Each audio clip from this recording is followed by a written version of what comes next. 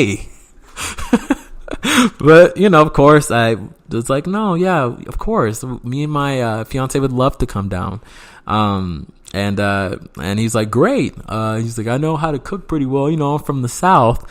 And I was like, okay, perfect. So I closed the door. My fiance at the time was really fucking scared, and she was yelling at me saying, why did you say that we were going to be able to come down? Why didn't you just tell him the truth that you're scared of him? And I was like, one, I'm not scared of him. I'm not scared. I'm ready. I'm good. Like, don't challenge my manlyhood. Don't challenge it, cause it will come out. But no, deep down, I was like, yeah, you're right. Fuck. Like, what are we gonna do? But, so, you know, the whole day I was kind of thinking about it when I was at work, and, you know, annoying ass customers talking. If you worked at Walmart, you know what I'm talking about. Or even if just being at Walmart, you know, like those annoying ass customers, like it just felt like they were testing my patience. They knew I was having a really stressful day, and they were testing my patience. Like, please stop, please. Like, I'm just trying to bag these groceries and send you on your way. Why do I have fucking 5 coupon ladies like scanning 800 coupons? Like, no, I'm not ready for this. I need the manager. Get the flashing lights. I need the manager. This is not acceptable. Like, for real. And it seemed like every time that I had stressful days, that's when they would come. So about 5 of them came. Like fuck. So at the end of the day, I'm just like, you know, it's almost about an hour till the dinner. I'm scared as shit, right? Like, what the fuck? What's gonna happen? It's just the next door neighbor. So I knew that I could always just go back to my house, but still, like, you never know. And the police in our area were terrible. They didn't want to come over there. They didn't want to. Nobody did. So I'm freaking out. But the time has come, right? The time has come. Judgment Day. I open the door, me and my fiance, you know, we walk over the one fucking, like, it's literally right, like, it wasn't even like, we were in a duplex, so it's like, he's right next door. So it took like a minute. We walked right over there. And he, like I said, I'm going to give you guys a better description of what he looked like, right? Like I told you, he was like 6'5", about 240 something pounds. But he had a real country accent, and that's what he sounded like, just like that. So you can probably imagine that I was thinking that maybe he's gonna fucking kill me. Maybe this is going to be like Get Out, but instead of the fucking girl, it's just some random dude that blocks me in his fucking house and kills me. Like, I didn't know. So but he comes in, he's like, well, we come in, and he's just like, yeah, welcome. Yeah, you guys are some new neighbors, huh? I'm like, yes, dummy. Like, we haven't established this. Yes, we're new. But he was like, yeah, why don't you guys make yourself comfortable? I'm almost done with the potato pie. I'm like, great. That's great, because I'm fucking starving. And let's just say that this man can cook, right? He had mashed potatoes, green beans, ham, chicken. This was like a fucking feast. It was a feast. I felt like the Grinch on that movie. Like, I felt like I was being pampered. I was like, man, this guy's pretty cool. Although he likes to be nude on random days, he can cook. So, hey, we're buddies. Like, we're good. Like, like I said, the dinner was amazing. His wife was a very timid, shy lady. Like, she didn't really say much. She just kind of looked at us and just kind of, you know, would nod her head or shake her head whenever her husband would talk. But she didn't really say anything. It was kind of weird, because he was really outgoing, a really, you know, kind of like an old folk kind of guy. But the But the woman just was this mute lady, didn't say shit. And I kind of thought maybe something was off with the lady, and we'll go into that. We'll go into that in a minute. I will explain. So, the guy, like I said, Tony. His name was Tony. I asked him. His name was Tony, right? He came from. He was always raised in Missouri, right? So we share that in common. He was always kind of teased and bullied in school, which I have no idea why. Because this guy said that I asked him how tall he was and how big he was when he was in middle school, and he's like, oh, you know, at middle school I was 6 foot, about 180 pounds. I'm like, how the fuck did you get teased if you're that fucking big? Like, it just blows my mind. I was teased, but I was a little shrimp, so that kind of makes more sense. But like I said, he said he was teased, and he kind of gave us a little bit of a backstory. And this is where it gets kind of like, this is where the title kind of comes into play. So he talked about his backstory, and he said that he got teased, he was bullied a lot. His mother and father weren't really a big part of his life, and he got involved in a gang.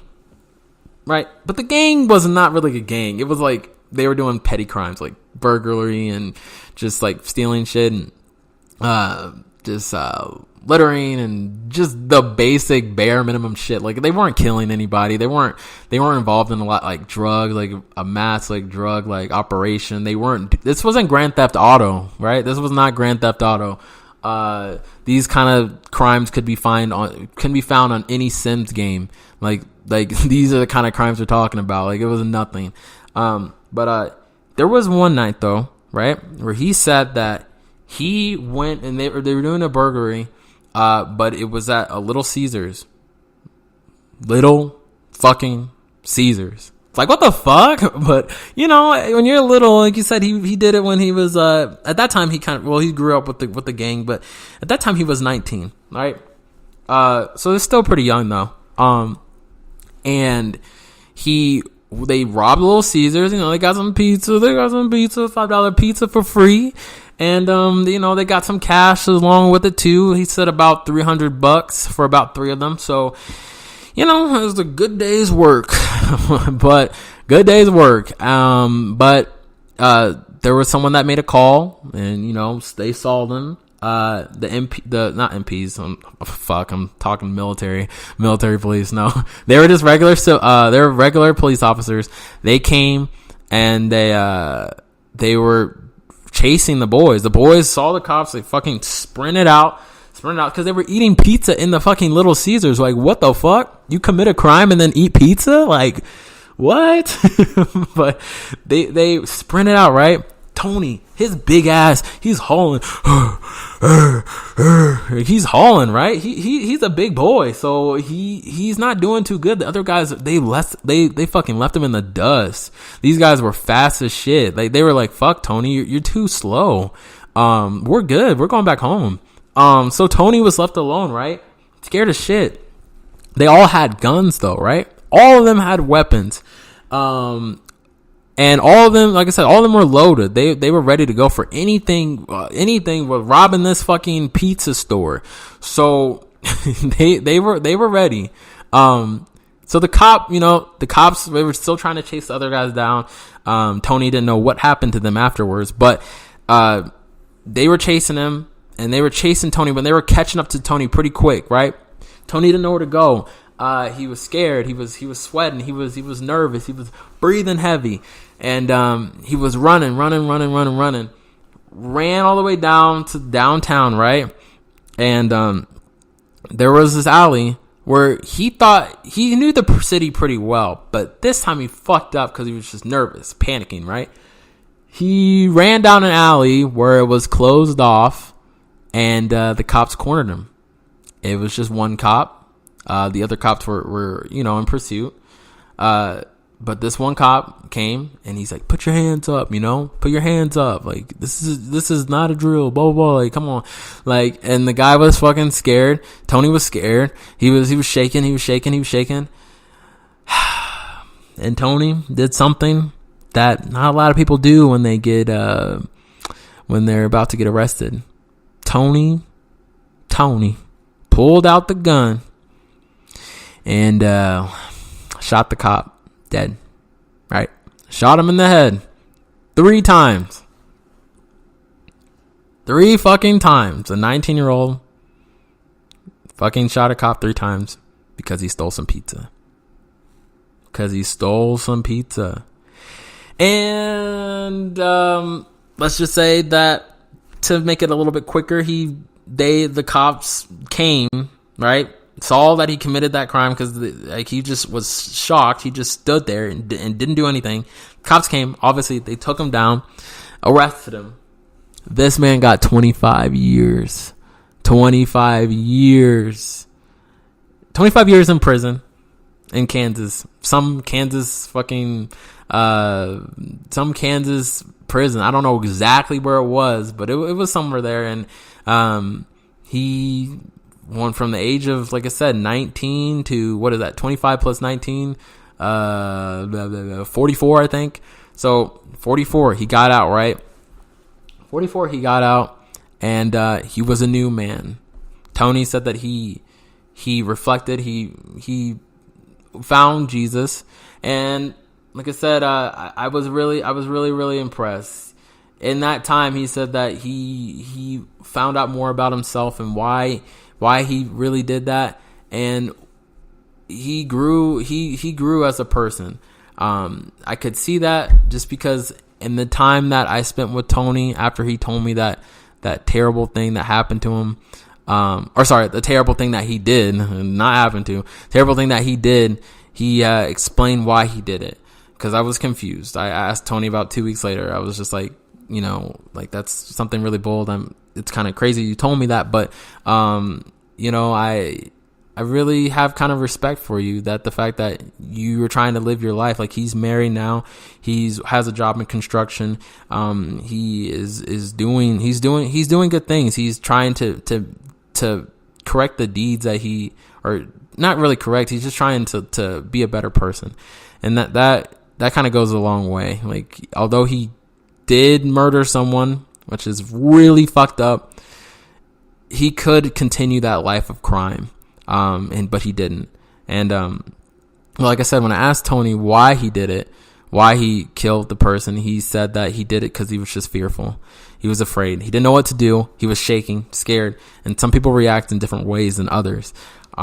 So Tony, he felt so bad, telling that story, but he felt that he should share it with me just because he felt that I was a person he could trust, even though somehow I only fucking met him that one day, but he felt that he could trust me. So I don't know. Maybe I just give off that good trusting vibe. I'm not sure, but, like I said, the weeks followed. Like I said, I just wanted to tell you guys that Tony, I don't know where he's at right now, because like I said, I moved to Colorado about 2 years ago, so don't know what's going on with Tony. But at the time when I was living there, me and Tony, we got pretty close, just because I told him some stories about me, like, when I was younger, that really kind of affected me and made me the person who I am today. And I listened to his stories about his life back home, and how, some of those bad experiences they shaped him to who he was today. Some bad, some good, but at the same time, he said that really he learned from his experiences, and obviously the one with the cop. He told me that he kind of gave me a boost and said that I'm doing good for my age, and that he's kind of proud of who I'm becoming. It was kind of cool. Like I said, 2 years knowing someone like that. Like, at first it was scary as shit. Me and my fiance were scared as fuck. Even after that first night, it was scary. But after some time of just sitting down with him and his wife, we just really started to connect. And I wish nothing but the best for Tony. He's a really good guy. And it really just goes to show that people can commit some of the most awful and heinous crimes out there, right? But at the end of the day, we're all human. And people, sometimes they commit murder for greed, for, greedy purposes. Sometimes it's to provide a life, or they're trying to just to get money to feed their family.